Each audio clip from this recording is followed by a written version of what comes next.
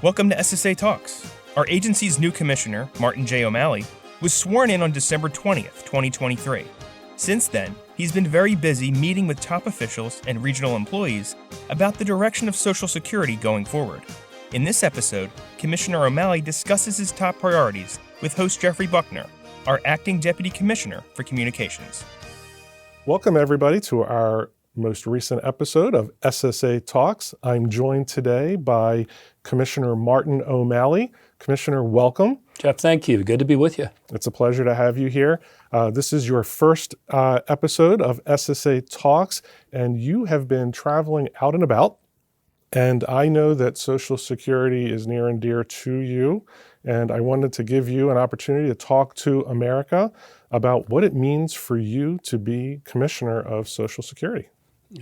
Well, Jeff, thank you. I think, I know this podcast is called SSA Talks. For me, it's about SSA Listens. And that's what I have to do as commissioner, is to listen and to learn and to care enough to do something about both the things that our customers tell me and also, very importantly, which is why I barnstormed all of the regions of the country, even in the winter, in my first 30 days, because I need to hear from employees on the front lines. So this is an ongoing process of listening, learning, and doing. And that's what I'm engaged in, and I'm enjoying it every single day. I mean, to be able to work with the men and women of this agency on work that is so important to the lives of so many people across our country. As a Catholic, I told somebody, for me, it's like corporal works of mercy at a grand scale of the nation that people have already earned and already paid for. So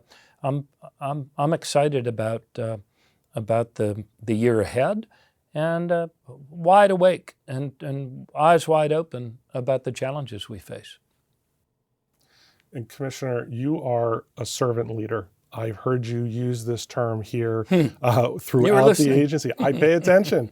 And do you mind taking a few moments, if you could share your experience as mayor of Baltimore, governor of Maryland, and how that has prepared you for this position as commissioner and leading an enormous workforce? And as you said, our mission is to serve America. How has that helped prepare you for this? I suppose we all become the products of the people that we have known and that we've loved. And I'm certainly the product of the people who I've known and loved in the city of Baltimore through all of their triumphs and joys and through their pains and their losses.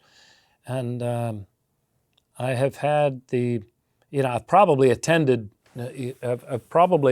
more AME and Baptist services during my years as mayor than I did at Catholic services, although I go every Sunday.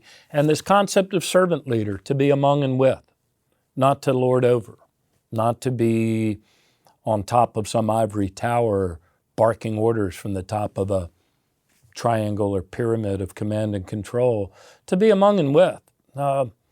Taylor Branch, who had written the book called Parting the Waters back, it's probably 20 years ago now, all about Dr. King and civil rights. He said to me, when I happened to come across him when I was running for mayor, he said, don't ever separate yourself from the challenges and the sufferings of the people that you're serving, because your most important work is not, the work of, your genius or your operational tricks. It's really to be among and to be with.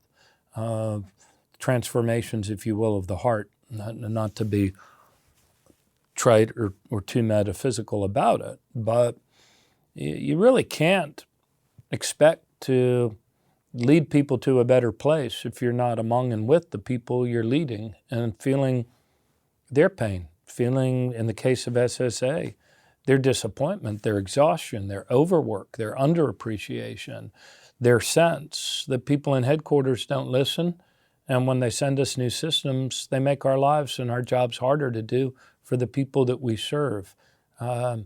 So to be a servant leader is to acknowledge that, to own it, and to do what you can to address it and to fix it every day. Thank you, Commissioner. So tying back to why we're here, serving America, the challenges that they face. And you talked about the challenges that our own employees face. Would you share with us your top priorities for our listeners? Yeah, sure. I think it's pretty, and you hear this, whether you're listening to our customers or you're listening to our workers on the front lines talking to our customers. We're in a customer service crisis right now. It is not normal, it's not acceptable, and it's not right that people who've worked their whole lives to earn benefits should have to wait for 44 minutes, for an hour or more, in order to have their question answered. It's not right that 10,000 people a year die waiting for their disability determinations to be made. And it's not right that we should have situations where we, through no fault of the recipient, find ourselves in the situation of overpayments in recovering dollars that actually put people out of their homes and inflict enormous hardship on, as you know, seniors. Half of our seniors who are out there live entirely on Social Security. So anyway, the bottom line is, look, our top customer service priorities for the year are to reduce the call times on the 800 number, to reduce the time to the determination of disabilities, both the initials and the appeals, and finally, to address the injustice we do to people because of overpayments and underpayments that were not their fault. Those are our top priorities, and how we do that will be 100 or 1,000 different ways if we continue through call the huddles, run plays, measure yardage, and make those situations better. Not once a year, but every day, every 2 weeks. And Commissioner, let's talk about the 2 weeks. So the priorities that you just laid out for everybody, these aren't talking points alone. These aren't just bullets on a page. These are actionable issues that the agency needs to address. And you've implemented a process with this 2-week cadence that you just referred to, and it's called Security Stat. Would you tell us a bit about that? At the risk of going too much ship in the bottle, it had what I learned as mayor and what I learned as governor, and what I was able to do with dedicated people around me in both of those situations, was to break us out of the notion that government is something we do annually at the budget process. We set a goal to make things better by next year's budget, and everything's inputs, usually of money. And rarely do we look at what is going to be the output for the people we serve every 2 weeks. The good news about our agency is, man, we collect a lot of data. We have a lot of measures of, work years, workflows, FO1, FO2 processing times. We measure a lot of stuff. In the past, though, we have usually measured it understandably from the ground up in distinct silos of the operation, but rarely do we get them to the center of the organization where the various deputy commissioners, head of the Office of Legal Counsel, head of policy, head of operations, head of IT, can look at that latest emerging reality of how we're doing what we're doing and start to ask the questions that take us to what's the root cause of that problem. What percentage of that problem, in this case I'm talking about the 800 number, are people that are being driven to the 800 number because the notices we send out are gibberish and nobody can make sense of them. So those are the things we unpack on a 2-week cadence in Security Stat. It's arranged in a somewhat, in a more collaborative fashion than sort of the long Addams Family in conference tables that are the norm in this agency. Instead, we're all facing one another. We all know we're going to be there at the most in 2 weeks. And when you consider the fact that we have a regular rotating focus of 8 different topics every 2 weeks, oftentimes we see each other there in 4 different iterations every single week in terms of people like myself or Dustin Brown, Carolyn Colvin, our head of IT, head of budget, So security stat is nothing less than the latest evolution of how this agency uses the latest data and technology to better serve customers. But we're doing it at a time when, through no fault of the men and women of this agency, Congress has restricted our funding to a point where we have the fewest number of employees that we've had in 20 or 30 years, while also having a rising number of beneficiaries. So, but as in most things in life, it's not about just convincing Congress to give us more funding or just improving our own operations and effectiveness. It's a both-and situation. We have to do both. And so that's what security stat is about. Some of the problems we uncover, some of the solution sets we bring forward, and usually it's not just one component, it's usually three components that have to do three different things in order to remove any one barrier.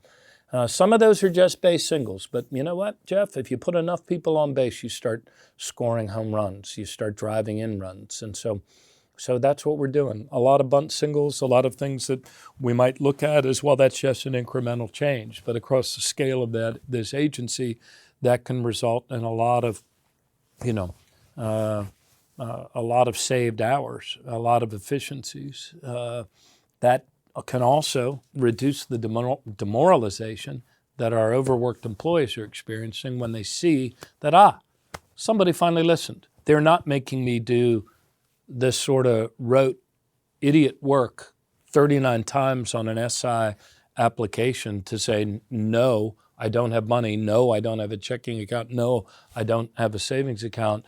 Instead, it's a no to all button. You might think that's not a big deal. It's just a no to all button.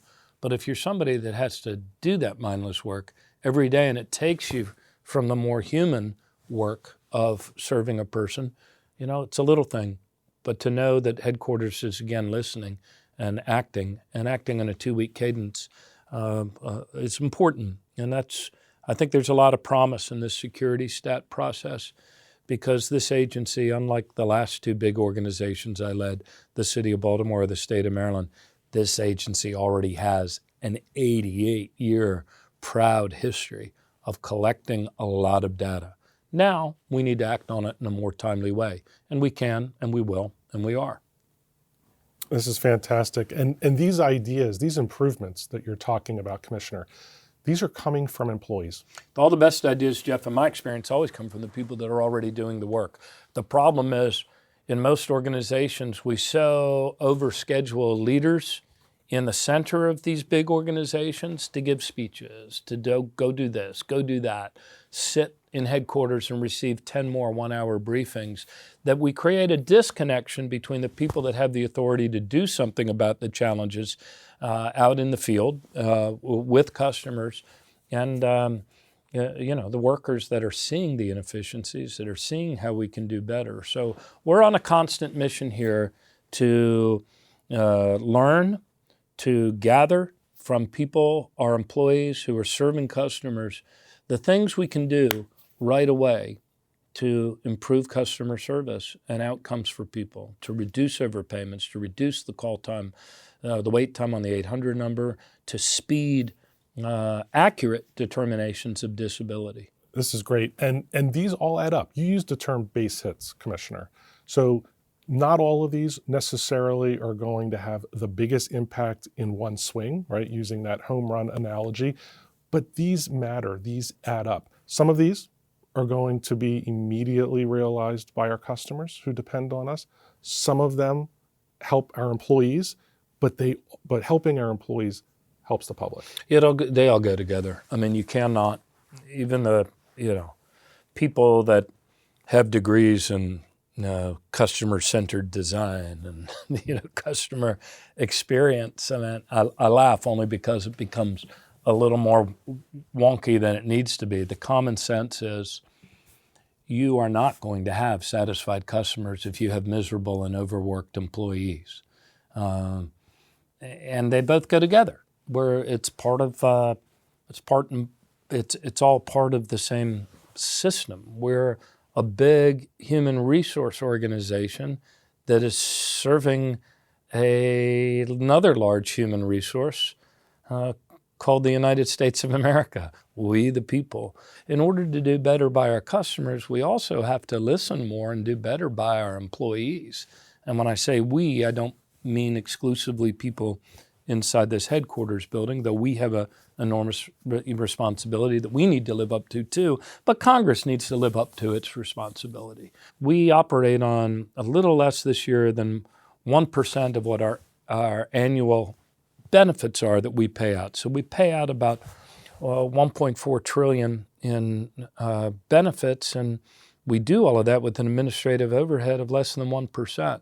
You won't find another insurance company in the United States of America, and this is social insurance, different, but you won't find another insurance company in America that has that ratio of just 1% overhead to the benefits that they pay out. And that's even before you get to the notion of how we account for all of the, premiums, if you will, that are being paid in by people's FICA. And Commissioner, I know you're looking forward to coming back, joining us again for future episodes of SSA Talks. Any final thought you'd like to share with our listeners today? Sure. I guess the final thought is this, Jeff, that the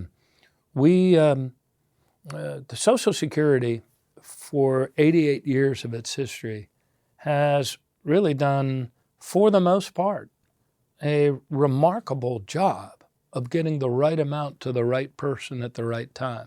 I mean, if you've gone on SSA.gov, set up your own account, it is amazing that this organization has kept track of all of those little percentages that have come out of our paychecks since we were little kids in order to calculate what our benefit will be when we reach retirement, or God forbid, should we become so disabled that we cannot work. So that's a proud history. It's an important mission. It is the most important work, I think, that we do in the continental United States. And I'm just honored to be able to be a part of that and to be able to better serve the men and women who are on the front line serving our customers. These are going to be really important months, these months ahead. Some of the things we do will be incremental. Some of them will be bold. Ultimately, the sum total of those things, I believe, will be transformational. And I hope our employees hang in there, because night is darkest just before the dawn. Commissioner, thank you for joining me today, for sharing your thoughts and priorities, and we look forward to having you back to talk about some of our successes to come. Awesome. Jeff, thanks very, very much. Thank you for listening to SSA Talks. Please subscribe to learn when each new episode is released. We also invite you to visit our Communications Corner to stay updated on Social Security's top initiatives. Head over to ssa.gov/news to learn more.